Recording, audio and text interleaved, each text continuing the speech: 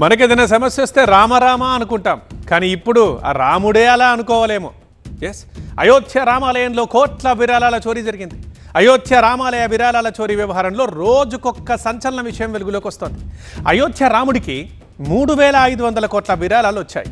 అందులో 200 కోట్ల సంపద మాయమైనట్లు ఆరోపణలు వస్తున్నాయి. 200 కోట్ల నిధులు మాయమైతే కేవలం ఇప్పటి వరకు 2 కోట్లు మాత్రమే రికవరీ చేశారు అందులో నుంచి.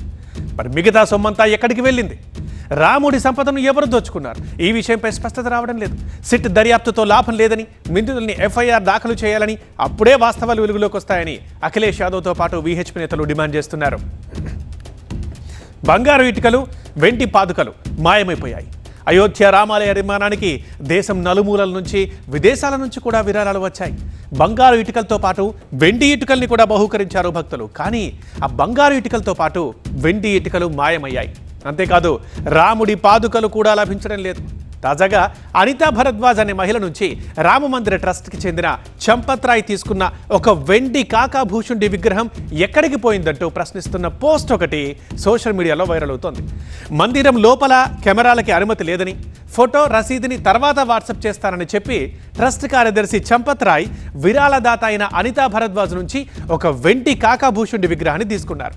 అయితే తను అందించిన విరాళంపై ఆమె ఈ రోజుకి ఉత్తరాలు రాస్తూనే ఉన్నారు. కానీ ట్రస్ట్ నుంచి ఎలాంటి స్పందన లేదు అని, ఇప్పుడు ఆ విరాళం మరి ఎక్కడికి పోయిందని పోస్టులో ప్రశ్నిస్తున్నారు ఆమె. త్రేతాయుగంలో శ్రీరాముడి అనుగ్రహంతో కాకాభూషుండి అమరత్వం పొందాడని, కానీ కలియుగంలో ఆ వెండి కాకాభూషుండి ఏ రసీదు లేకుండా గాల్లో కలిసిపోయాడా అంటూ ప్రశ్నిస్తున్న పోస్ట్ వైరల్గా మారింది. మీలో ఎవరైనా ఈ వెండి కాకాభూషుండిని ఆలయ ప్రాంగణంలో చూసారా? లేదా చంపత్ రాయ్ చెప్పినట్లుగా అది కేవలం కాగితాల మీదే ఉందా అంటూ నిలదీస్తున్నారు. సంచలనం రేపుతోన్న సిట్ ప్రాథమిక నివేదిక విరాళాల చోరీపై యూపీ హోంశాఖకి సిట్ ప్రాథమిక నివేదికను అందించింది. నివేదికలో సంచలన విషయాలు ఉన్నట్టు తెలుస్తోంది. కొంతమంది సిబ్బందిపై వెంటనే ఎఫ్ఐఆర్ దాఖలు చేయాలని సూచించినట్లు తెలుస్తోంది. ట్రస్ట్ సభ్యుల తీరుపై కూడా సిట్ అనుమానాలు వ్యక్తం చేసింది.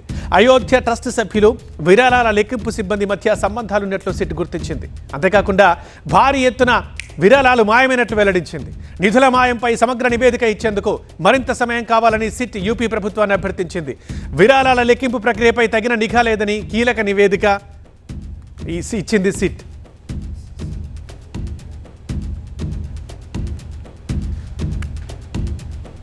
Trust general secretary Champat Rai సహా 17 మందిపై చర్యలకు సిద్ధమయ్యారు. ఇప్పుడు అయోధ్య రామాలయ ట్రస్ట్ జనరల్ సెక్రటరీ చంపత్ రాయ్తో సహా 17 మందిపై చర్యలకు సిట్ సిఫారసు చేసినట్లు సమాచారం.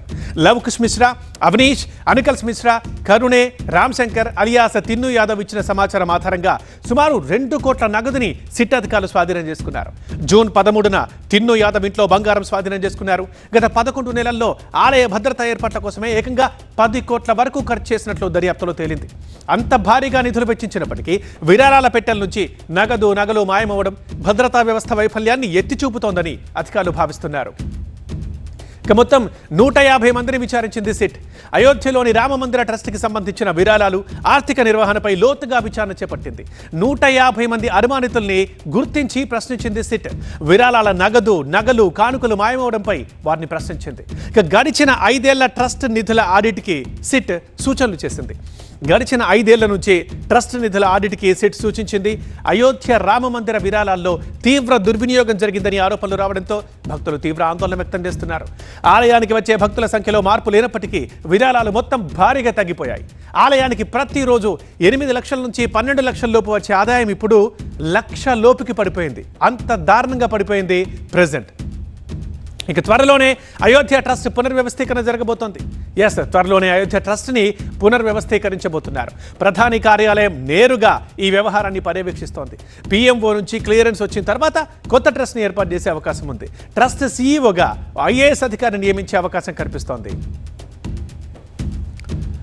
ఇక సీసీటీవీ ఫుటేజ్ మాయం కావడంపై అనుమానాలు వ్యక్తమవుతున్నాయి. అవును, అయోధ్యలోని రామ మందిరానికి విరాళాల లెక్కింపు సీసీటీవీ ఫుటేజ్ మాయం కావడం పలు అనుమానాలకు తావిస్తోంది.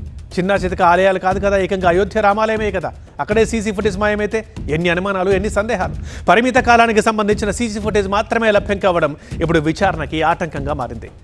ఆలయ వర్గాలు తెలిపిన సమాచారం ప్రకారం సీసీ కెమెరాల ఫుటేజీ 45 రోజులది మాత్రమే లభ్యమవుతుంది.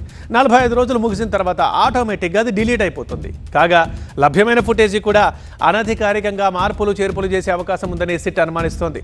సుమారు 8 నెలల సీసీటీవీ ఫుటేజీని పూర్తిగా తుడిచిపెట్టేసినట్లు దర్యాప్తు చేస్తున్న సిట్ బృందం కూడా గుర్తించింది.